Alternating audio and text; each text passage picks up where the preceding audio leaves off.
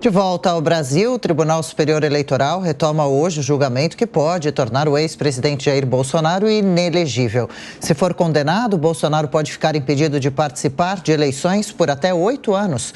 Sobre o assunto, a gente conversa agora, recebe aqui no Jornal da Manhã o ex-ministro do TSE, Henrique Neves. Ministro, obrigada pelo tempo do senhor conosco por aqui nesta manhã. Bem-vindo. Muito obrigado, é um prazer estar aqui, Adriana, Thiago. Prazer nosso. Que nos acompanham. Ministro, Bolsonaro disse que espera um julgamento justo. Há uma preocupação de que o processo no TSE seja mais técnico ou menos técnico e mais político?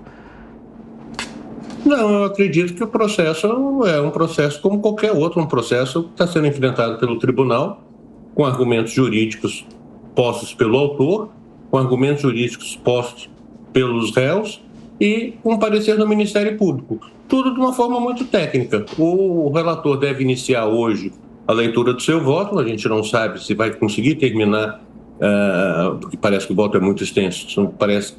Não sei se vai conseguir terminar hoje, mas tenho certeza que será também um julgamento não envolto em questões políticas, mas um assunto estritamente técnico. Há ou não infração à legislação eleitoral.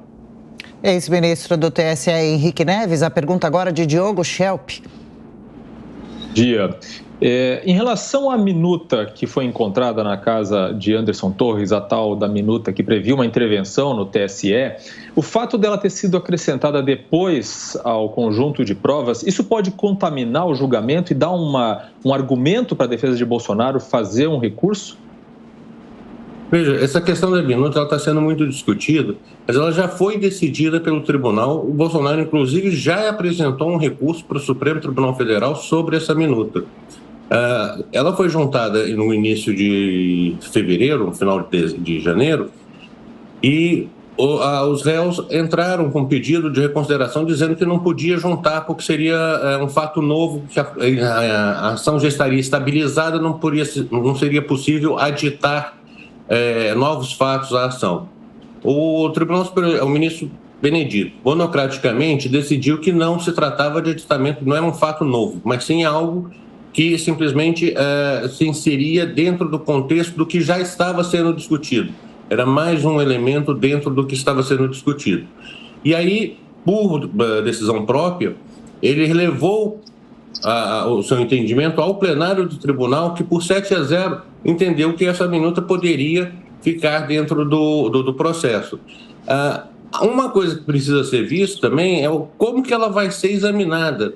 Se ela for citada apenas à látera, apenas um passant dizendo, e além de tudo tem a minuta, é um documento menor.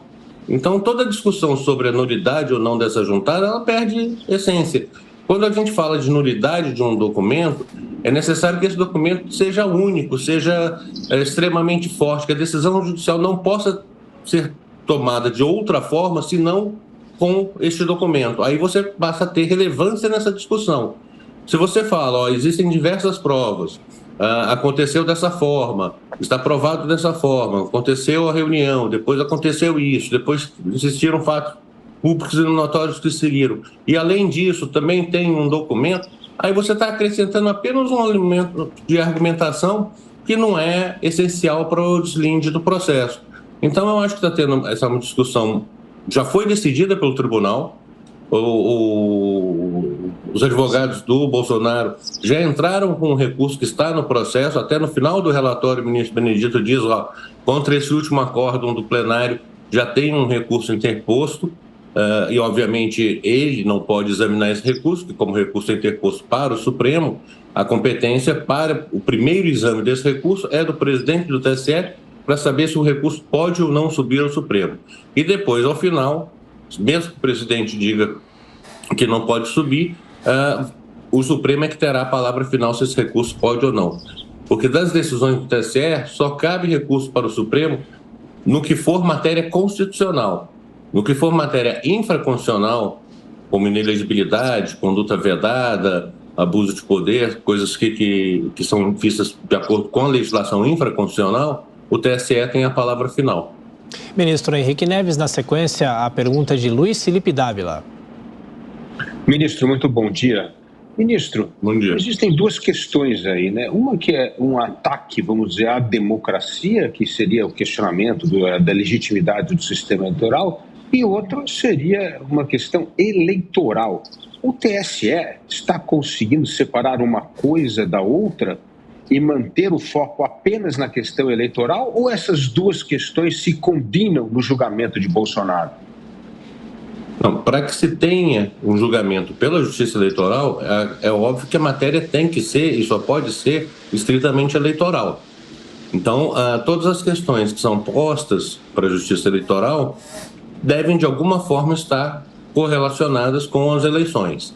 O que a acusação fala, nesse caso, é de que havia uma campanha já antes mesmo das eleições, antes da reunião dos embaixadores, uma campanha de desestabilização da autoridade eleitoral, de quem é responsável pela realização das eleições, como uma forma de influenciar no resultado do pleito. Se isso ocorreu ou não, é o que o tribunal vai decidir. A questão, ela se põe, quando a Constituição ela fala que as eleições você tem que proteger a normalidade e a legitimidade das eleições. Então, ela está mais voltada à questão da legitimidade quando você desafia o órgão que conduz as eleições e diz que ele não é isento, que há fraude. De certa forma, você está desestabilizando a legitimidade das eleições. Então, é dentro desse contexto que eu imagino que o tribunal deve examinar a questão. Kobayashi. Se vai ou não ocorrer, óbvio, aí só depois do resultado obtido de todos os ministros votarem, a gente vai saber qual foi a decisão. Ministro, muito bom dia. A minha pergunta é a respeito do benefício próprio, porque o abuso de poder político precisa ser para benefício próprio, em busca de vantagem. E neste caso em que se critica de maneira generalizada o sistema eleitoral, em especial o uso das urnas eletrônicas, qual seria a vantagem que o presidente Bolsonaro poderia ter se fossem substituídas as urnas eletrônicas por físicas? Não faltaria aí um elemento do benefício da busca pela vantagem? Não, são duas coisas diferentes. Uma coisa é você discutir e falar, nós precisamos aprimorar o sistema de votação. E aí eu sou a favor de que se tenham todas as ideias. Eu quero voto impresso, eu quero voto pela internet, não, eu quero voto pelo celular. Isso tudo é óbvio que, como a ciência evolui diariamente, todos os sistemas têm que evoluir diariamente e a gente tem que sempre buscar uma solução maior e melhor para os problemas que a gente tem. A questão que você põe é porque o benefício seria a desestabilização das eleições. Quer dizer, se eu não ganhar, ninguém ganha. Então, é uma forma que você está criando para criar um engodo, que foi o que aconteceu em seguida. Estou dizendo isso de acordo com o que os autores colocam na ação. Não é a minha opinião propriamente dita, eu prefiro aguardar o julgamento para ver como é que os ministros vão encarar. Mas o que está posto na ação é todo esse sistema de desinformação foi feito dentro de uma estratégia de campanha para que, se eu não ganhar a eleição, ninguém ganhe, que a eleição seja anulada, que eu possa permanecer no poder independente da vontade popular. Porque a vontade popular, na minha visão, não teria sido bem aferida. É esse o argumento que a acusação diz que os réus teriam agido. Ex-ministro do Tribunal Superior Eleitoral, Henrique Neves. Ministro, obrigada pela participação, entrevista, todos os esclarecimentos. Boa terça-feira. Obrigado, boa semana a todos.